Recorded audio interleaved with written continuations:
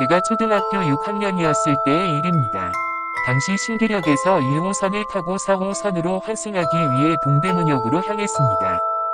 평소와 다를 것 없는 하루라고 생각했지만 그곳에서 평생 잊지 못할 일을 겪었습니다. 환승 통로로 걸어가던 중 한 여자를 발견했습니다. 그녀는 아무런 표정도 없었고 눈에도 초점이 없었습니다. 저는 이상한 느낌이 들어 잠시 그녀를 바라보았습니다. 그러자 그녀는 갑자기 저를 향해 빠른 속도로 달려오기 시작했습니다. 저는 너무 놀라 전력으로 환승 통로를 뛰어 도망쳤습니다. 도망치던 중 뒤를 돌아보았는데 더욱 충격적인 장면을 보았습니다. 그녀의 하반신은 사람의 다리가 아니라 오토바이 바퀴로 이루어져 있었고 바퀴를 회전시키며 엄청난 속도로 저를 추격하고 있었습니다.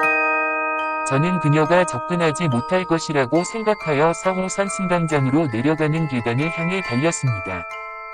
계단 아래로 내려가자 그녀는 계단 위에서 갑자기 멈추었습니다. 그러더니 들고 있던 칼을 저를 향해 계속 던지기 시작했습니다. 저는 가까스로 모든 칼을 피할 수 있었습니다. 저는 나중에 증거가 필요할 것이라고 생각하여 바닥에 떨어진 칼 한 자루를 주워 가지고 갔습니다. 잠시 후 그녀는 더 이상 저를 쫓지 않았고 계단 위에서 모습을 감추었습니다.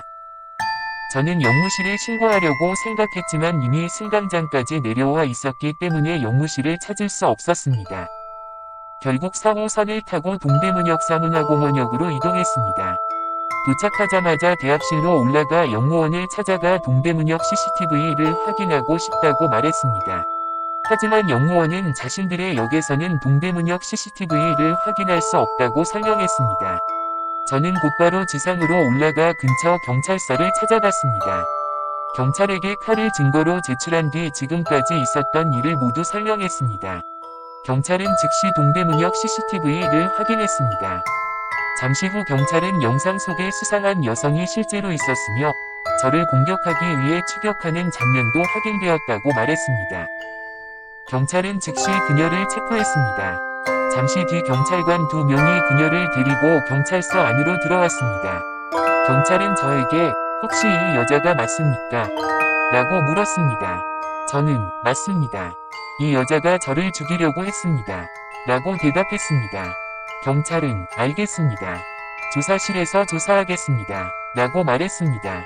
그 순간 복도에서 거대한 바퀴가 회전하는 소리가 들려왔습니다. 부으으으으 마치 오토바이 엔진 소리처럼 들렸습니다. 경찰관들은 그녀를 조사실로 데리고 들어갔고 저는 안심한 채 집으로 돌아왔습니다. 다음 날 저는 다시 동대문역으로 가게 되었습니다. 천안역에서 친할아버지를 만나기로 약속이 있었기 때문입니다. 저는 4호선을 타고 다시 동대문역으로 향했습니다. 당시 충무로역과 서울역 일부 구간이 공사 중이어서 그 경로를 이용할 수밖에 없었습니다. 하지만 동대문역에 도착하자 믿을 수 없는 일이 벌어졌습니다. 어제 체포되었던 그 여자가 다시 제 앞에 나타난 것입니다. 이번에는 손에 식칼이 아니라 커다란 도축검을 들고 있었습니다. 저는 너무 놀라 다시 환승 통로를 향해 달려갔습니다. 그녀도 바퀴를 회전시키며 저를 추격했습니다. 저는 속으로 이미 체포되었던 사람이 어떻게 다시 나타날 수 있는지 생각했습니다. 그녀는 오토바이 바퀴를 이용해 탈옥한 것이 아닐까 하는 생각까지 들었습니다. 저는 계단을 뛰어 내려가 간신히 1호선 열차에 올라탈 수 있었습니다. 그녀는 더 이상 따라오지 못했습니다. 저는 서울역에서 친할아버지를 만나 함께 시골로 내려갔습니다. 그날 밤 잠을 자던 중 갑자기 누군가 크게 외쳤습니다. 일어나, 일어나. 저는 깜짝 놀라 눈을 떴습니다. 그런데 침대 옆에는 그 여자가 그대로 서 있었습니다. 그리고 그녀의 뒤에는 경찰관 한 명이 서 있었습니다. 경찰관은 저를 바라보며 괜찮습니까? 그 여자가 탈옥한 것 같습니다. 제가 잡겠습니다. 라고 말했습니다. 하지만 그 말이 끝나기도 전에 여자가 갑자기 제 가슴에 도축검을 찔렀습니다. 저는 점점 의식을 잃어가기 시작했습니다. 시야가 흐려지는 마지막 순간 경찰관이 갑자기 모자를 벗었습니다.